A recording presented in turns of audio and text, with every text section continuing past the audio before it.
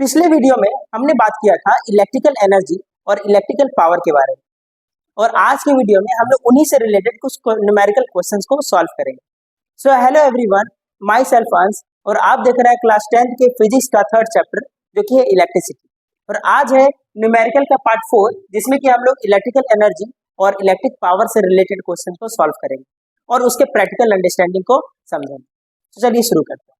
चलिए क्वेश्चन को सॉल्व करने से पहले हम क्या करते हैं, पहले के जितने भी फॉर्मूले हैं उसको यहाँ पर लिख लेते हैं। देखो सबसे पहले यहाँ पे कौन कौन सा फॉर्मूला हम लोग यूज करने वाले हैं वो देखो। सबसे पहले हम लोग आई का फॉर्मूला यूज करेंगे जो कि होगा क्यू बाई टी, ठीक है। फिर हम लोग यहाँ पे यूज करेंगे V is equal to W by Q. W यहाँ पे क्या, वर्क डन, ठीक है ना, work done divided by Q. Okay, उसके बाद देखो हम लोग यहाँ पे यूज करेंगे V is equal to I R. ये भी फॉर्मूला हम लोग को पता है, ओम्स के लॉ से ये फॉर्मूला हम लोगों ने देखा था, ठीक है। फिर हम लोग एच का फॉर्मूला देखेंगे जो कि हीट का फॉर्मूला होगा, जो कि क्या होगा, आई स्क्वायर आर इंटू टी। और इसी का एक और फॉर्मूला था जो कि क्या था, वी आई टी। इसका एक और फॉर्मूला था जो कि क्या था, V square bar R into T. ये तीनों फॉर्मूला हीट का फॉर्मूला है जो कि हीट प्रोड्यूस हो रहा है किसी अप्लायंसेस में, ठीक है। और इसके अलावा यही फॉर्मूला जो है वो एनर्जी कंज्यूम्ड का भी है, जो एनर्जी हम लोग कंज्यूम करेंगे उसका भी यही फॉर्मूला है, ठीक है। चलिए अब उसके बाद हम लोग बात करते हैं किसका, पावर का। पावर इज इक्वल टू होता है total energy consume divided by time. मतलब किसका फॉर्मूला क्या हो जाएगा, वी आई हो जाएगा। इसके फॉर्मूले में हम लोग क्या करेंगे, आई स्क्वायर इंटू आर का भी यूज कर सकते हैं। इसके फॉर्मूला में हम लोग वी स्क्वायर बार आर का भी यूज कर सकते हैं। तो चलिए ये सारे फॉर्मूलाज है जो कि हम लोग यहाँ पे यूज करेंगे। अब एक एक करके न्यूमेरिकल क्वेश्चन सॉल्व करते हैं। देखो फर्स्ट क्वेश्चन में क्या बोला गया है कि an electric iron is rated इतना watt, how many energy will it consume in 2 hours. देखो सबसे पहले क्या है कि मेरे पास में जो भी डेटा लिखा हुआ रहेगा वो पहले मैं लिख लूंगा और उसे मैं यहाँ पर कैलकुलेट करूंगा, ठीक है ना। एनर्जी कैलकुलेट करने के लिए बोला जा रहा है। तो देखिए मेरे पास क्या क्या दिया हुआ है यहाँ पे, फर्स्ट नंबर क्वेश्चन में गिवन दैट क्या दिया हुआ है। देखो सबसे पहले मेरे पास पावर दिया हुआ है कितना, 1500 वॉट का पावर दिया हुआ है। फिर क्या दिया हुआ, टाइम टी इक्वल टू कितना दिया हुआ है, 2 आवर्स दिया हुआ है। अब मुझे एनर्जी यहाँ पे कैलकुलेट करना है। तो देखो सबसे पहले देखो आवर को मैं सेकंड में कैलकुलेट कर लेता हूँ, तो क्या हो जाएगा 3600 सेकंड इंटू 2 से मल्टीप्लाई करूंगा और क्या आ जाएगा ये 7200 सेकंड, ठीक है। चलो अब मैं एनर्जी का फॉर्मूला लगाता हूँ। आपको पता होगा कि E इज इक्वल टू क्या होता है, P इंटू टी होता है।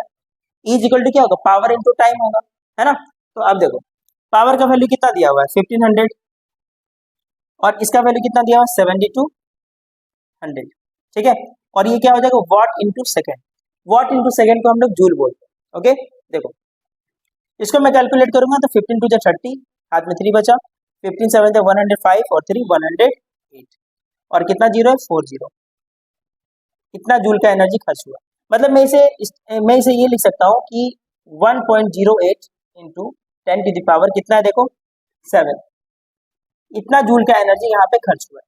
मैं यहाँ पे जूल में एनर्जी निकाल रहा था। अगर आपको किलोवाट आवर में या तो यूनिट में निकालना है तो आप उससे भी निकाल सकते हैं। मैं इसे कन्वर्ट कर दूंगा, क्या होगा ये 1.5 किलोवाट हो जाएगा, और ये आवर में तो दिया हुआ ही है। तो देखो एनर्जी इज इक्वल टू क्या हो जाएगा, पावर इंटू टाइम।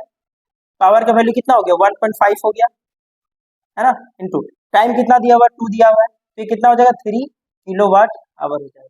तो मैं ऐसे भी निकाल सकता हूँ, 3 यूनिट हो जाएगा, ठीक है ना। ये था फर्स्ट क्वेश्चन। अब देखो यहाँ पे सेकंड क्वेश्चन को में क्या बोला है कि एक रजिस्टर है जो कि 20 ओम का है, ठीक है। उसमें से करंट पास हो रहा है जो कि कितना हो रहा है 2 एम्पियर का करंट हो रहा है, और टाइम कितना दिया हुआ 5 मिनट दिया हुआ है। आपको क्या कैलकुलेट करना है, आपको यहाँ पे हीट कैलकुलेट करना है जो कि वहाँ प्रोड्यूस हो रहा है। चलो जो भी वैल्यू दिया हुआ है उसको मैं यहाँ पे लिख लेता हूँ। गिवन दैट क्या क्या दिया हुआ है, देखो रेजिस्टेंस आर इक्वल टू दिया हुआ 20 ओम, ठीक है। फिर दिया हुआ करंट आई का वैल्यू दिया हुआ 2 एम्पियर, ठीक है। टाइम कितना दिया हुआ, टी दिया हुआ 5 मिनट। अब मैं यहाँ पे क्या करूंगा, 5 मिनट को पहले मैं सेकंड में कन्वर्ट कर लेता हूँ। तो 5 इंटू 60 ये कितना हो जाएगा 300 सेकेंड, ठीक है। अब मुझे कैलकुलेट क्या करना है, हीट कैलकुलेट करना है जो कि यहाँ प्रोड्यूस हो रहा है। तो एच का फॉर्मूला क्या होता है, एच इक्वल टू होता है आई स्क्वायर आर इंटू टी। क्योंकि मुझे यही तीनों वैल्यू दिए हुए थे इसलिए मैंने इस फॉर्मूले को यूज किया, ओके। अब देखो आई का वैल्यू कितना 2, तो 2 इंटू 2 इंटू आर का वैल्यू कितना 20 इंटू टाइम का वैल्यू कितना दिया हुआ है 300। चलिए अब मैं इसे कैलकुलेट करूंगा तो 3 टू 6, 6 4 24, 2400 इतना जूल आंसर। मतलब कि 24,000 जूल का एनर्जी, मतलब कि वहां पे हीट प्रोड्यूस होने वाला है, ठीक है ना। ये था आपका सेकेंड नंबर। अब मैं आपको दिखता हूँ थर्ड नंबर का क्वेश्चन। ठीक है, थर्ड नंबर का क्वेश्चन में क्या बोला गया है कि a bulb operates 220 volt and draws a current of 0.5 ampere. मतलब कि यहाँ पे वोल्टेज दिया हुआ, वहाँ करंट दिया हुआ, और आपसे पूछ रहा है पावर बताओ, पी का वैल्यू पूछ रहा है। तो जो भी वैल्यू दिया हुआ है यहाँ पे मैं उसे लिख लेता हूँ, गिवन दैट। देखो यहाँ पे क्या दिया, पावर, पावर कितना दिया, सॉरी ये तो वोल्टेज दिया हुआ है वी, वी का वैल्यू कितना दिया हुआ 220 वोल्ट। फिर यहाँ देखो आई का वैल्यू दिया हुआ है कितना 0.5 एम्पियर, और आपसे पूछा क्या जा रहा है, पावर पूछा जा रहा है यहाँ पे कि पावर क्या होगा बताओ। तो देखो आपको पता है कि P इज इक्वल टू क्या होता है, वी आई होता है। देखो P is equal to V I होता है ना, तो मैं यहाँ पे इसे पुट कर दूंगा, V का वैल्यू 220 इंटू आई का वैल्यू कितना 0.5। अब मैं इसे कैलकुलेट करूंगा तो ये कितना हो जाएगा 110 वाट। मतलब कि ये कितना वाट का अप्लायंस जो बल्ब होगा वो 110 वाट का बल्ब, ठीक है। देखिए फोर्थ क्वेश्चन में क्या दिया हुआ है कि a bulb is marked 100 watt 220 volt. देखो बल्ब के ऊपर में ना मार्किंग दिया हो रहता है कि कितना वाट और कितना वोल्टेज में इसको बनाया गया, ठीक है। 220 वोल्ट जनरली हम लोग अपने घरों में जो एसी करंट आता है उसके लिए हम लोग बनाते हैं। 220 वोल्ट का मतलब कि वोल्टेज हम लोग का सप्लाई होता है। इस कारण से जितने भी अप्लायंसेस बनते हैं वो 220 वोल्ट के ही हिसाब से बनते हैं, ठीक है ना।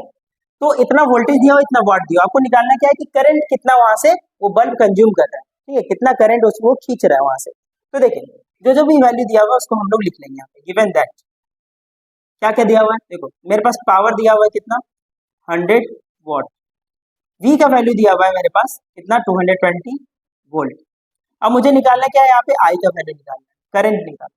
तो आपको पता है कि P इज इक्वल टू क्या होता है, वी आई होता है ना। और इससे मैं आई का जब वैल्यू निकालूंगा तो क्या हो जाएगा, P बाय वी हो जाएगा।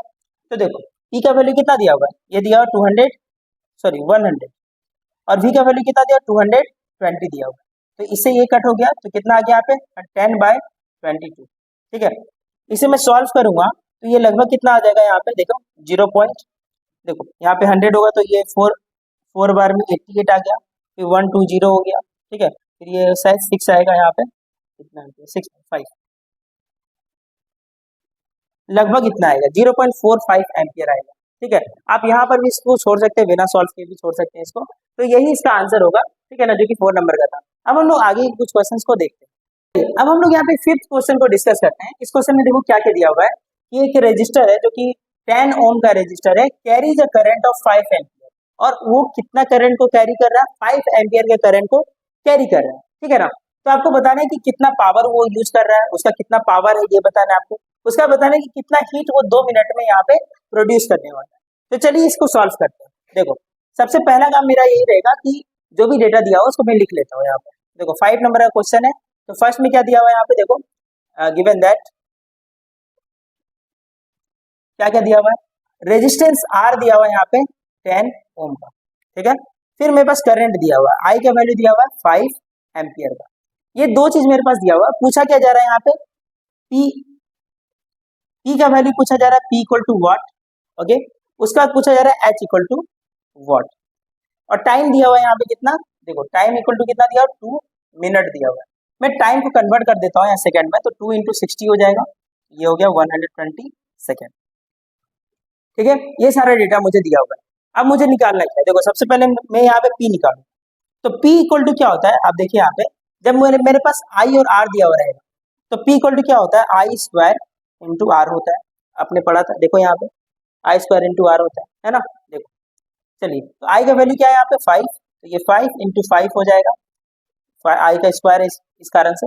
आर का वैल्यू कितना दिया 10 दिया हुआ है, तो मैं इसे कैलकुलेट करूंगा तो ये कितना आ जाएगा 250 वॉट। ये कितना आ गया 250 वॉट हो गया। मतलब कि जो पावर वहाँ डिसिपेट होने वाला है वो कितना होगा, वो 250 वॉट का होगा। अब मुझे यहाँ पे हीट निकालना है, एच, एच इक्वल टू होता है, एच इक्वल टू होता है P इंटू टी। आप ये भी फॉर्मूला जानते होंगे कि एच इक्वल टू क्या होता है, P इंटू टी। ये जो पावर निकला है, पावर का मतलब क्या होता है एक्चुअली, ये 250 जूल का जो एनर्जी है वो कितना टाइम में कंज्यूम किया होगा, 1 सेकंड में कंज्यूम किया होगा 250 जूल का एनर्जी। लेकिन मैं अगर इतना सेकंड के लिए यूज करूंगा तो वो टोटल कितना एनर्जी खर्च करेगा, तो उसको निकालने के लिए मैं पावर को 120 से क्या करता हूँ, मल्टीप्लाई करता हूँ। तो देखिए पावर कितना निकला था 250 निकला था इंटू, और टाइम कितना दिया हुआ 120 दिया हुआ। मैं इसे कैलकुलेट करूंगा तो 25 इंटू 12 कितना होता है 400 सॉरी 300 300 और 2 जीरो एक्स्ट्रा है तो 200 इतना जूल हो जाएगा। मतलब कि 30,000 जूल यहाँ पर एनर्जी टोटल खर्च हो रहा है, टोटल हीट प्रोड्यूस हो रहा है यहाँ पे, ठीक है ना। एनर्जी और हीट क्या होता है, सेम ही होता है। तो हीट यहाँ पे कितना प्रोड्यूस हो रहा है, 30,000 जूल का हीट प्रोड्यूस हो रहा है। अब हम देखते हैं 6 क्वेश्चन। 6 नंबर के क्वेश्चन में क्या बोल रहा है कि एक रजिस्टर है जो कि इतना जूल का एनर्जी प्रोड्यूस कर रहा है, इतना जूल का हीट प्रोड्यूस कर रहा है। मतलब कि आपकी बार हीट दिया हुआ है पहले से, ठीक है ना। कितना टाइम में प्रोड्यूस कर रहा है, 5 मिनट में ही इतना हीट प्रोड्यूस कर दे रहा है। ओके, जब उसमें से 4 एम्पियर का करंट को फ्लो करवाया जा रहा है, when a current of 4 ampere flows through it. Okay, जब 4 एम्पियर का करंट उसमें से फ्लो किया जा रहा है 5 मिनट तक, तो वो जो रजिस्टर है वो कितना हीट प्रोड्यूस कर रहा है, 48,000 जूल का एनर्जी प्रोड्यूस कर रहा है। तो आपको बताना है कि इसका रेजिस्टेंस क्या होगा, मतलब आर का वैल्यू निकालना, ठीक है ना। तो चलो मैं यहाँ पे निकालता हूँ। गिवन दैट क्या क्या दिया हुआ है, देखो मेरे पास यहाँ पे दिया हुआ है एच, एच इक्वल टू कितना दिया हुआ है 48,000 जूल, 48,000 जूल, ठीक है। टाइम टी का वैल्यू कितना दिया हुआ है 5 मिनट, इसे मैं कन्वर्ट कर दूंगा सेकेंड में तो क्या हो जाएगा 300 सेकेंड, ठीक है। अब देखो आई का वैल्यू कितना दिया हुआ है, आई का वैल्यू है 4 एम्पियर। अब मुझे निकालना क्या है, मुझे आर का वैल्यू यहाँ पे निकालना। तो देखो सिंपल है, यहाँ पे एच का फॉर्मूला लगाएंगे, एच इक्वल टू क्या होता है आई स्क्वायर आर टी, ठीक है ना। और इससे मैं अगर आर का फॉर्मूला बनाऊंगा तो क्या हो जाएगा, एच बाय आई स्क्वायर इंटू टी, आई स्क्वायर इंटू टी, है ना।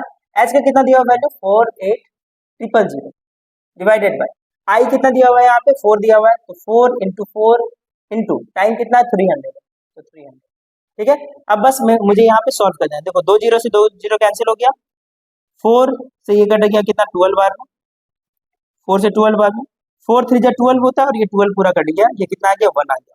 मतलब कि जो रजिस्टर होगा वो कितने रेजिस्टेंस का होगा, 1 ओम के रेजिस्टेंस का होगा, ठीक है। तो इस तरीके से हम लोग यहाँ पे 6 नंबर के क्वेश्चन को सॉल्व करते हैं, ठीक है। कुछ गड़बड़ हो गया क्या, एक्चुअली में यहाँ पे 0 भी होगा तो 120 होगा, जब इसे कट करूंगा तो 10 आएगा, ठीक है। यहाँ पे कितना होगा 10 ओम होगा, ठीक है। मतलब कि 10 ओम का रेजिस्टर यहाँ पे यूज किया जा रहा है इतने हीट को प्रोड्यूस करने के।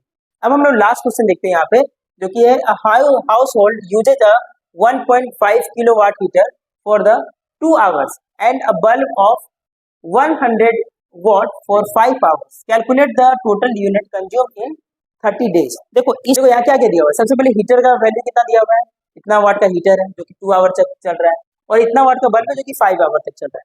अब देखो मुझे यहाँ पे बोल रहा है कि यूनिट निकालना है, यूनिट, यूनिट मतलब कि मुझे पावर चाहिए किलोवाट में और टाइम चाहिए आवर में, तो मैं यहाँ पर निकालता हूँ। देखो फॉर हीटर, हीटर के लिए क्या क्या दिया हुआ, देखो पावर दिया हुआ है यहाँ पे 1.5 किलोवाट, ये ऑलरेडी किलोवाट में दिया हुआ है। टाइम कितना दिया हुआ है, ये दिया हुआ है 2 आवर, ठीक है 2 आवर्स।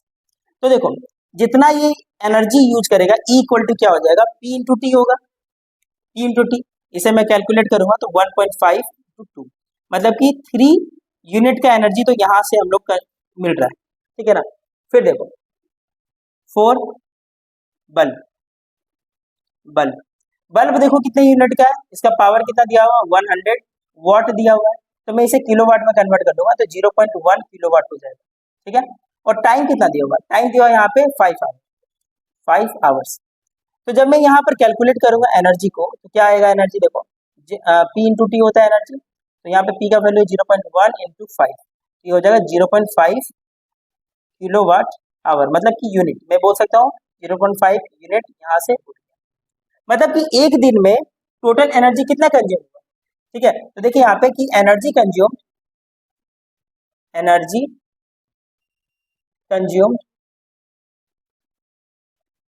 इन 1 डे, एक दिन में कितना एनर्जी कंज्यूम हुआ, देखो यहाँ पे 3 इधर है प्लस 0.5 इधर है, तो ये टोटल कितना एनर्जी कंज्यूम हुआ 3.5 यूनिट्स का एनर्जी एक दिन में कंज्यूम। लेकिन मुझे यहाँ पे 30 डेज में निकालना है कि 30 डेज में कितना कंज्यूम हुआ था, तो देखो मैं निकाल देता हूँ यहाँ पे कि एनर्जी इन 30 डेज क्या हो जाएगा, मैं बस इसे 30 से मल्टीप्लाई कर दूंगा, तो मैं क्या करूंगा यहाँ पे 3.5 इंटू 30, ये कितना हो जाएगा, देखो मैं इसे सॉल्व करता हूँ तो ये हो जाएगा आपका 105, मतलब 10.5 यूनिट, ये कितना हो जाएगा 5 यूनिट्स। मतलब कि टोटल कितना एनर्जी खर्च हो रहा है यहाँ पे, 105 यूनिट का एनर्जी यहाँ पे कंज्यूम होगा 30 डेज में, जब मैं इन दोनों अप्लायंसेस को यूज करूंगा। ठीक है, तो इसी तरह से हम लोग यहाँ पे यूनिट्स कैलकुलेट करते हैं। अब अगर मान लो कि 1 यूनिट का वैल्यू मुझे पता हो, प्राइस पता हो कि कितना मतलब कि 1 यूनिट का बिजली का बिल आता है, तो मैं इसे मल्टीप्लाई करके ये भी निकाल सकता हूँ कि 130 डेज में इन दोनों के लिए कितना बिजली का बिल आने वाला है। ठीक है, तो आई होप आपको ये सारे न्यूमेरिकल्स बहुत ही इंटरेस्टिंग लगे होंगे और आपको बहुत सारे अंडरस्टैंडिंग क्लियर हुए होंगे। ठीक है, इस वीडियो में इतना ही था। अगली वीडियो में हम लोग बात करेंगे कुछ और टॉपिक्स के बारे में, छोटे छोटे टॉपिक्स के बारे में, और चैप्टर को कंप्लीट करेंगे। तो मिलते हैं हम लोग नेक्स्ट वीडियो में, तब तक के लिए थैंक यू।